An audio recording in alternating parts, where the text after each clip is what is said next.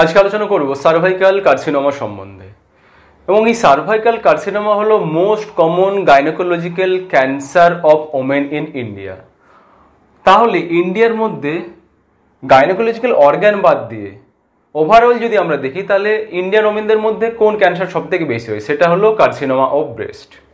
ওকে, তো তাহলে cervical carcinoma জানতে গেলে আমাদের রিস্ক ফ্যাক্টর সম্বন্ধে জানতে হবে যে সার্ভাইকাল কার্সিনোমা কাদের হয়। প্রথম কথা, সেই সব ফিমেলদের হয় যাদের কি রয়েছে, মেনি পার্টনার্স রয়েছে, যারা মাল্টিপ্যারাস হয়, যারা immuno compromised like suffering from HIV, smoker ফিমেলদের হতে পারে, এবং এটা হয় লো সোসিওনমিক পিপলদের ক্ষেত্রে।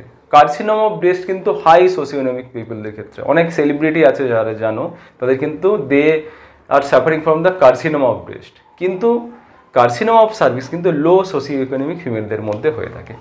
তো তাহলে এই যে ক্যান্সারটা হচ্ছে, ক্যান্সারের কারণটা কি? কারণটা হচ্ছে একটা ভাইরাস, তার নাম হচ্ছে হিউম্যান প্যাপিলোমা ভাইরাস। এই হিউম্যান প্যাপিলোমা ভাইরাসের ইনফেকশনের ফলেই কিন্তু সার্ভাইকাল কার্সিনোমাটা হয়। তো সার্ভাইকাল কার্সিনোমা মানে অ্যাটলিস্ট এটা দেখানো কোথায়, তো এই যে অর্গানটা দেখতে পাচ্ছি, এতে ইউটেরাস, এবং ইউটেরাসের এই পার্টটা কি ছিল, সার্ভিক্স। এই সার্ভিক্সে ক্যান্সারটা হয়, এটাকে বলা হচ্ছে সার্ভাইকাল কার্সিনোমা। তো যেটা আলোচনা করছিল হিউম্যান প্যাপিলোমা ভাইরাস সম্বন্ধে, হিউম্যান প্যাপিলোমা ভাইরাসের যদি আমরা দেখি, তার কিন্তু মোর দেন 50 টাইপস অফ সেরোটাইপস রয়েছে। অর্থাৎ হিউম্যান প্যাপিলোমা ভাইরাসের অনেক টাইপস রয়েছে, মোর দেন 50। তো তাহলে এই 50-র মধ্যে সবগুলো তো মনে রাখা সম্ভব নয়। যেটা মনে রাখতে হবে, মোস্ট কমন ইনফেক্টেড সেরোটাইপস হচ্ছে হিউম্যান প্যাপিলোমা ভাইরাস 16, এবং মোস্ট ম্যালিগন্যান্ট হচ্ছে হিউম্যান প্যাপিলোমা ভাইরাস 18। অর্থাৎ কারো যদি হিউম্যান প্যাপিলোমা ভাইরাস 18 সেরোটাইপটা ইনফেকশন হয়, তাহলে কিন্তু তার ম্যালিগন্যান্সি হওয়ার চান্স সব থেকে বেশি থাকে।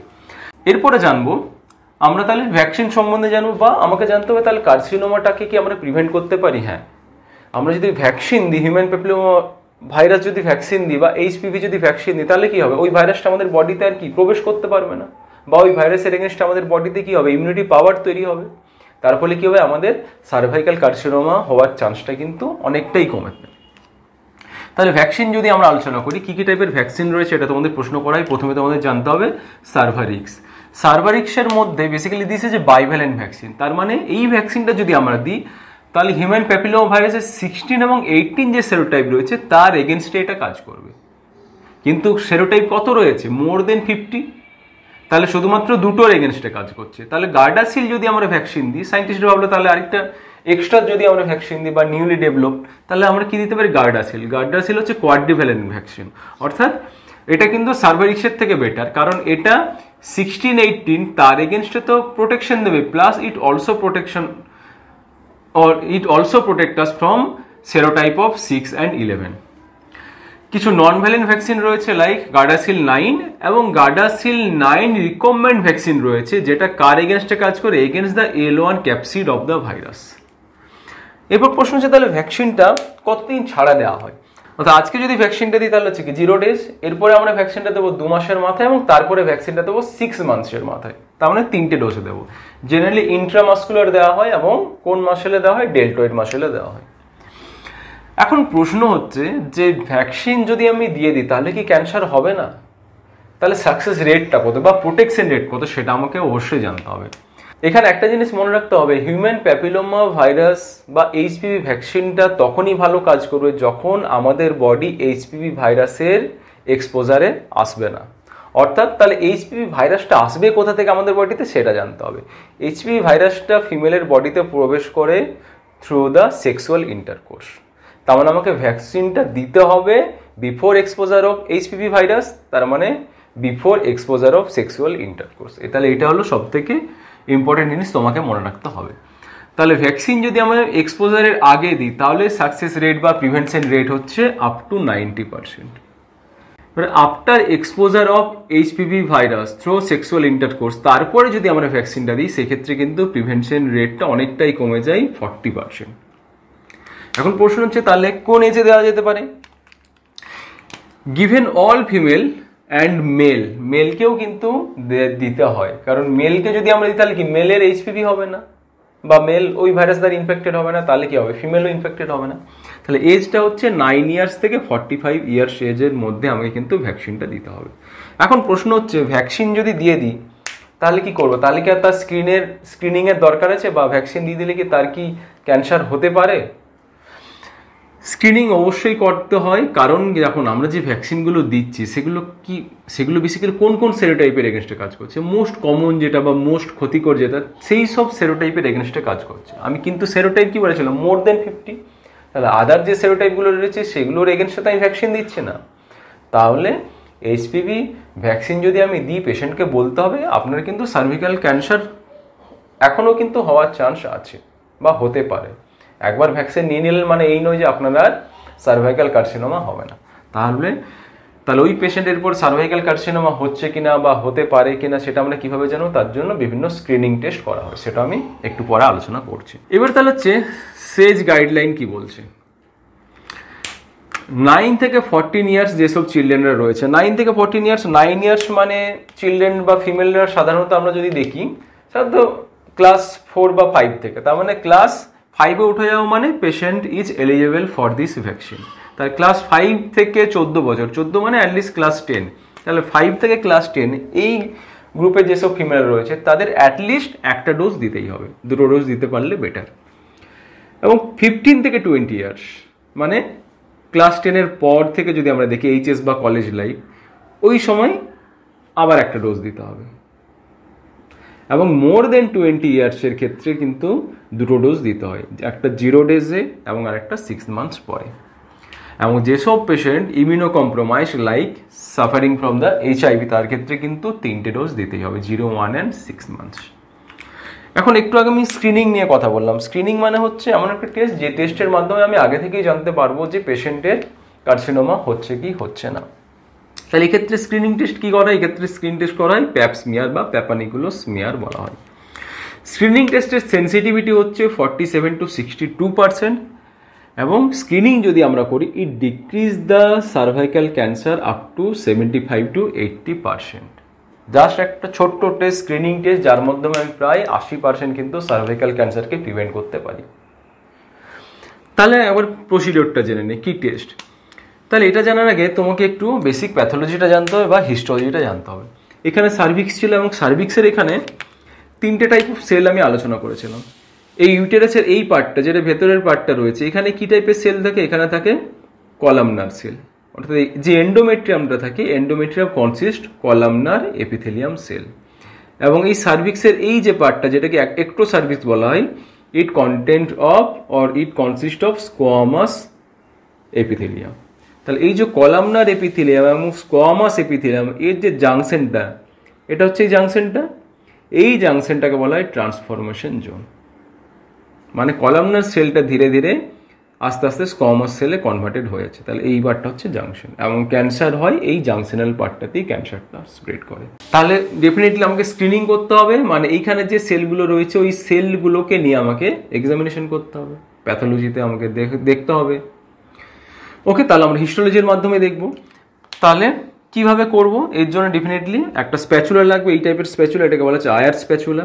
তাহলে পেশেন্টের কি করব আমরা, ওই আয়ার স্প্যাচুলাটা আমরা থ্রু দ্য ভ্যাজাইনা আমি কোথায় নিয়ে আসবো? প্রথমে এই যে ট্রান্সফরমেশন জোন সেখানে নিয়ে আসবো, দেন এখানে আমি কি করবো 360 ডিগ্রি একবারই রোটেট করবো 360 ডিগ্রি। তাহলে এটা যদি আয়ার স্প্যাচুলা হয়, এই আয়ার স্প্যাচুলাটা আমি এমনভাবে রোটেট করব তাহলে এখানে যে ট্রান্সফরমেশন জোনের যে সেলগুলো রয়েছে ওই সেলটা এই আয়ার স্প্যাচুলার মধ্যে থেকে যাবে।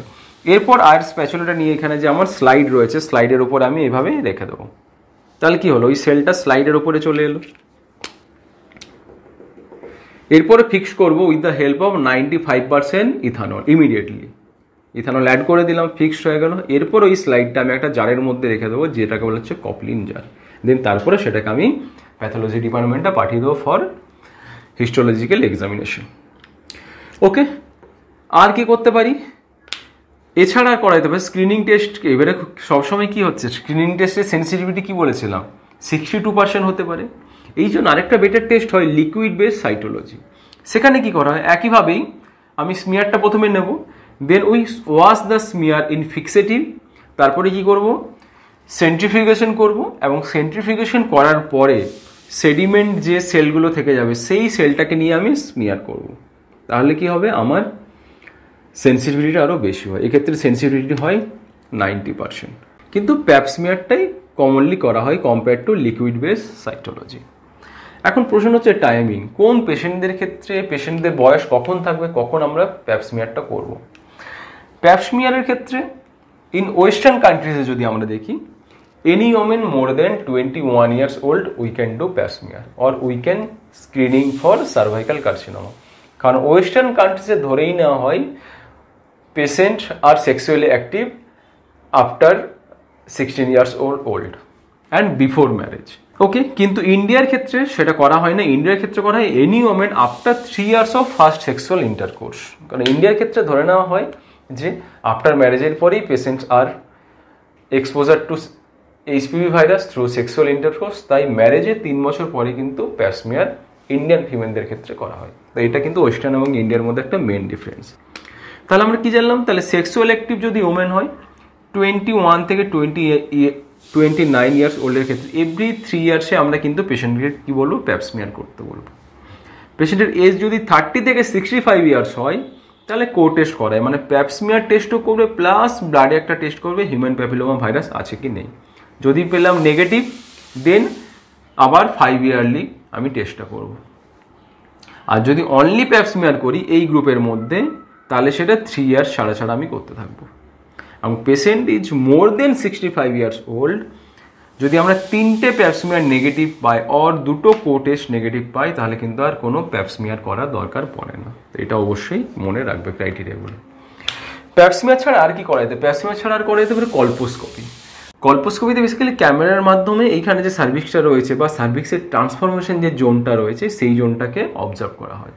সেখানে কি ক্যামেরার মধ্যে, ক্যামেরাতে যেমন ম্যাগনিফাই করা, এখানে ম্যাগনিফাই করে দেখে নেওয়া হয় যে সেলের মধ্যে কোনো ট্রান্সফরমেশন বা সেলের কোনো চেঞ্জেস হচ্ছে কিনা due to the HPV virus infection. তাহলে visualization of the squamo columnar জাংশনটা করব। এক্ষেত্রে কি অ্যাপ্লাই করা হয় 3 to 5% অ্যাসিটিক অ্যাসিড অ্যাপ্লাইড এবং ম্যাগনিফাই করা হয় 15 to 40%। We use the white light and green blue filter। এখন প্রশ্ন হচ্ছে প্যাপ স্মিয়ারে আমরা কি দেখব, প্যাপ স্মিয়ারে দেখব যে সেলের কোনো অল্টারেশন হয়েছে কিনা এবং সেই অনুযায়ী কি করা হয়, যে ডিসপ্লাসিয়া হয় তার ক্লাসিফিকেশন আছে। কি ক্লাসিফিকেশন, ওই যে আমরা চেক করেছিলাম সেলগুলো, সেখানে যদি less than 1/3 of abnormal cell পাই তাহলে সেটাকে আমরা বলবো CIN1 অর্থাৎ সার্ভাইকাল ইন্ট্রাএপিথেলিয়াল নিওপ্লেসিয়া 1। যদি 1/3 থেকে 2/3 অ্যাবনর্মাল সেল পাই সেটাকে বলবো CIN2 এবং মোর দেন 2/3 যদি অ্যাবনর্মাল সেল পাই সেটাকে বলবো আমরা CIN3 এবং মোর দেন 2/3 যদি আমরা অ্যাবনর্মাল সেল পাই তাহলে ডেফিনেটলি আমরা পেশেন্টকে বায়োপসির জন্য এক্সামিনেশন করবো এবং বায়োপসি করে আমরা দেখব দুটো জিনিস হতে পারে, ইনভেসিভ সিএস সার্ভাইকাল কার্সিনোমা হতে পারে অথবা নন ইনভেসিভ হতে পারে। যদি ইনভেসিভ সার্ভাইকাল কার্সিনোমা হয় তাহলে ট্রিটমেন্ট হবে রেডিক্যাল হিস্টেরেক্টমি, আর যদি নন ইনভেসিভ হয় তাহলে লিপ বা লুপ ইলেকট্রোসার্জিক্যাল এক্সিশন প্রসিডিওর। এবং আর কি করতে পারি, ডিসপ্লেসের ক্লাসিফিকেশন লাস্টে রয়েছে কার্সিনোমা ইন সিটু বা CIS, যখন all the cell are abnormal. তাহলে এরপরে জানতে হবে যে সার্ভাইকাল কার্সিনোমা সিমটম কি, কারণ সিমটমটা জানা খুবই গুরুত্বপূর্ণ যারা মেডিকেল ফিল্ডে আছো বা যারা যেসব মেডিকেল বা নার্সিং স্টুডেন্ট আমার এই ভিডিওটা দেখছো। তাহলে একটা মোস্ট কমন সিমটম হচ্ছে পোস্ট কয়টাল ব্লিডিং। কয়টাল মানে হচ্ছে সেক্সুয়াল ইন্টারকোর্স, তাহলে সেক্সুয়াল ইন্টারকোর্স করার পরে কিন্তু পেশেন্টের ব্লিডিং হবে, এটা হচ্ছে মোস্ট কমন সিমটম। এছাড়া অ্যাবনর্মাল ইউটেরাইন ব্লিডিং হতে পারে, ভ্যাজাইনা থেকে ফাউল স্মেলিং ডিসচার্জ হতে পারে, ক্যান্সার যদি ডেভেলপ করে ক্যান্সারের জন্য পেন হয় এবং ইউরেমিক সিমটম ডেভেলপ করতে পারে এবং এই ইউরেমিক সিমটম হলো most common cause of mortality. তাহলে আজকে আমরা আলোচনা করলাম সার্ভাইকাল কার্সিনোমা সম্বন্ধে। ওকে, চলো, থ্যাংক ইউ।